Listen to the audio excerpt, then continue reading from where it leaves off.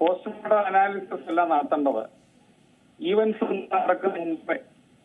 തീർച്ചയായും ഇങ്ങനെയുള്ളത് സെക്യൂരിറ്റി അറേഞ്ച്മെന്റ്സിനെ പറ്റിയിട്ട് പോലീസ് വിശകലനം നടത്തേണ്ടതാണ്. കഴിഞ്ഞ ദിവസം deputy commissioner law and order incident കഴിഞ്ഞ ശേഷം പറയുന്ന കേട്ടു ഇതിനെപ്പറ്റി പഠിക്കുമെന്ന്. അപകടം പറ്റി ഒരാൾ വളരെ സീരിയസ് ആയിട്ട് ഹോസ്പിറ്റലിൽ വെന്റിലേറ്റർ ആയി കഴിഞ്ഞിട്ട് പിന്നെ പഠനം നടത്തിയിട്ട് എന്ത് കാര്യം? Prevention is always better than cure. ഇത് പോലീസിന് അറിയാൻ വയ്യാഞ്ഞിട്ടല്ല. ഇന്നലെ അത് കഴിഞ്ഞിട്ട് ഇൻസിഡന്റ് കഴിഞ്ഞിട്ട് സിറ്റി കമ്മീഷണറും സിറ്റി കമ്മീഷണറും അതുപോലെ തന്നെ ഡെപ്യൂട്ടി പോലീസ് കമ്മീഷണറും ഒക്കെ വന്ന് അവിടെ സീൻ വിസിറ്റ് ചെയ്യുന്ന കണ്ടു. ഇത് വളരെ പരിതാപകരമാണ്, വളരെ മോശവുമാണ്. കാരണം 2023 നവംബറില് ക്യൂസാറ്റില് ഒരു ഇവന്റ് നടന്നപ്പം അവിടെ ഒരു നടന്ന സമയത്ത് 4 പേര് മരിക്കുകയും 60-ൽ പരം ആൾക്കാർക്ക് പരിക്കേൽക്കുകയും ചെയ്തു. അന്നത്തെ ചർച്ചയിൽ ഞാൻ പറഞ്ഞിരുന്നു, ഈ ഗവർണർ മുഖ്യമന്ത്രിയൊക്കെ വരുമ്പോൾ KSL നടത്താറുണ്ട് അഡ്വാൻസ് സെക്യൂരിറ്റി ലൈസൺ മീറ്റിംഗ്. ഇത് ജനങ്ങൾ കൂടുന്നതും അഡ്വാൻസ് സെക്യൂരിറ്റി ലൈസൺ മീറ്റിംഗ് നടത്തണം. കാര്യം ജനങ്ങളുടെ സാധാരണ ജനങ്ങളുടെ ജീവന് വിലയുണ്ട്.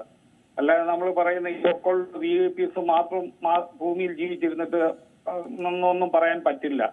സാധാരണക്കാരനും ജീവിക്കണം. കാരണം ഈ VIP ഒക്കെ ജീവിക്കുന്നതും നികുതിദായകരുടെ പത്തിലാണ്. അപ്പൊ നികുതിദായകരോടും പോലീസ് കൂറ് പുലർത്തണം. ഈ ഉന്നത വ്യക്തികളുടെ ദുഷം മാത്രം നടത്തിപ്പോകുന്നതിന് പകരം സാധാരണ ജനങ്ങളോടും കരുതൽ വയ്ക്കണം. അത് ഒരു ഗുഡ് ഗവേണൻസ് ഉള്ളിടത്ത് ഇത് നടക്കുകയുള്ളൂ. നമ്മൾ ഇതുപോലുള്ള ദുരന്തങ്ങളിൽ നമ്മൾ പാഠങ്ങൾ പഠിക്കുന്നില്ല. അല്ലെങ്കിൽ ക്യൂസാറ്റില് 10,000 ചില്ലോന് ആൾക്കാരെ ഉള്ളായിരുന്നു. അവരുടെ ഒരു ഇന്റേണൽ മീറ്റിംഗ്, ഇത് കുറെ കൂടി ലാർജറാണ്, സ്റ്റേഡിയമാണ്. പിന്നെ അവിടെ ഇങ്ങനെ ഒരു അറേഞ്ച്മെന്റ് നടത്തുമ്പോൾ സ്പെഷ്യൽ ബ്രാഞ്ച് ഉണ്ട്, സിറ്റി പോലീസ് കമ്മീഷണറുടെ കീഴിൽ സ്പെഷ്യൽ ബ്രാഞ്ച് ഉണ്ട്. മാത്രമല്ല ഇതിനൊക്കെ സാങ്ഷൻ വാങ്ങിക്കാൻ പോകുമ്പോൾ ഈ പ്രോഗ്രാമിന്റെ കോപ്പിയൊക്കെ അവർ കൊടുക്കുന്നതാണ്. തീർച്ചയായിട്ടും ഇതില്ലെങ്കിൽ പോലും കമ്മ്യൂണിറ്റി പോലീസിംഗ് ഉണ്ട്, സ്പെഷ്യൽ ബ്രാഞ്ച് ഉണ്ട്. ഈ നാട് നടക്കുന്ന എല്ലാ കാര്യങ്ങളും പോലീസ് അറിയാൻ ബാധ്യസ്ഥരാണ്. പോലീസുകാർ ബീറ്റിന് പോകുന്നുണ്ട്. അവിടെ നിന്നൊക്കെ ഇൻഫർമേഷൻ കളക്ട് ചെയ്തുകൊണ്ട് ഇത്തരത്തിലുള്ള കാര്യങ്ങൾ വരുമ്പോൾ ഇവന് മുമ്പ് പോയി പോലീസ് പരിശോധിക്കുകയും എന്തെങ്കിലും ഭിന്നതകളുണ്ടെങ്കിൽ അന്നേരം അത് കളക്ട് ചെയ്യണം.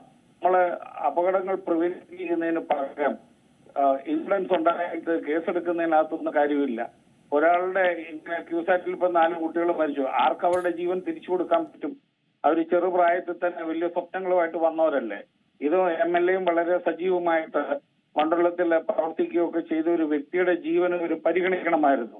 നമ്മൾ മന്ത്രിമാരുടെ മാത്രം ജീവനൊന്നും പരീക്ഷിച്ചൊന്നും കാര്യമല്ല. മാത്രം പരീക്ഷിക്കേണ്ടെന്നല്ല ഞാൻ പറഞ്ഞത്, മാത്രം കാര്യമില്ല. ജനങ്ങൾ ഡെമോക്രസിയിൽ ഈക്വലി ഇമ്പോർട്ടന്റ് ആണ്. അപ്പൊ ഇത് തീർച്ചയായിട്ടും പോലീസ് സംഘാടകരുടെ വീഴ്ചയുണ്ട്, പോലീസിന്റെ വീഴ്ചയുണ്ട്. ഇവര് പൊതുസമൂഹത്തോട് ആൻസർ ചെയ്തേ പറ്റുള്ളൂ.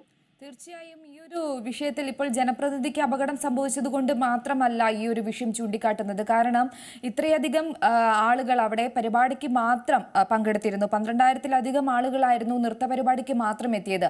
ഇത് കാണാൻ തന്നെ അത്രയധികം ആളുകളുടെ ബന്ധക്കാരും അറിയുന്നവരും എല്ലാവരും ഉണ്ടാവും. അപ്പോൾ അതിനിടെ മതിയായ സുരക്ഷാ സംവിധാനങ്ങൾ ഒരുക്കേണ്ട ചുമതല എന്നോ സംഘാടകർക്കുണ്ടായിരുന്നു.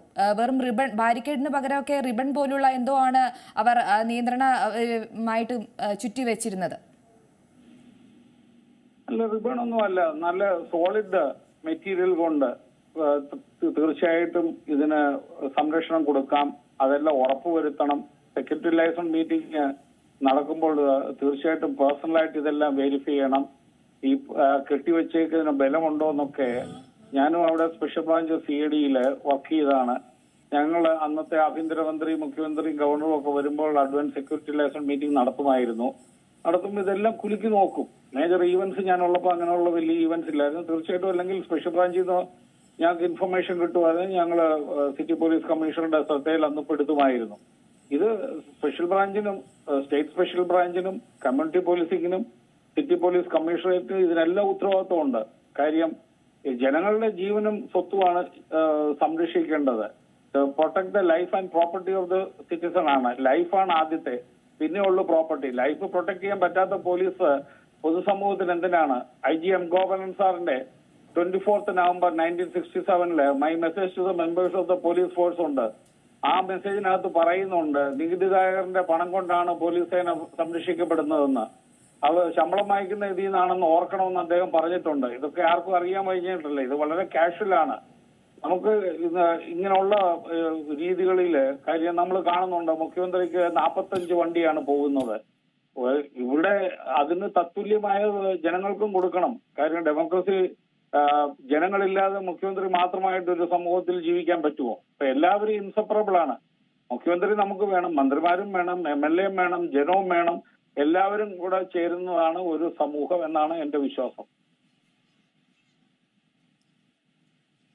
ഒരു കാര്യം കൂടെ, ഈ ഒരു കേസുമായി ബന്ധപ്പെട്ട് ഏത് തരത്തിലായിരിക്കും ഇവർക്കെതിരെ കേസുകൾ വരാനിരിക്കുന്നത്?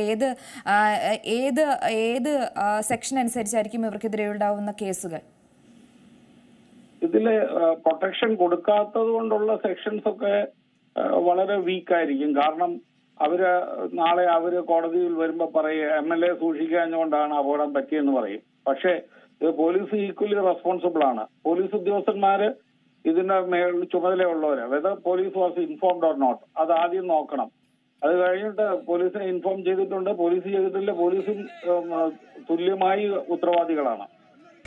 പുതിയ വാർത്തകളും വിശേഷങ്ങളും ഇനി വിരൽ തുമ്പിൽ. എല്ലാ ഡിജിറ്റൽ പ്ലാറ്റ്ഫോമുകളിലും ഇപ്പോൾ സീ മലയാളം ന്യൂസ് ലഭ്യം.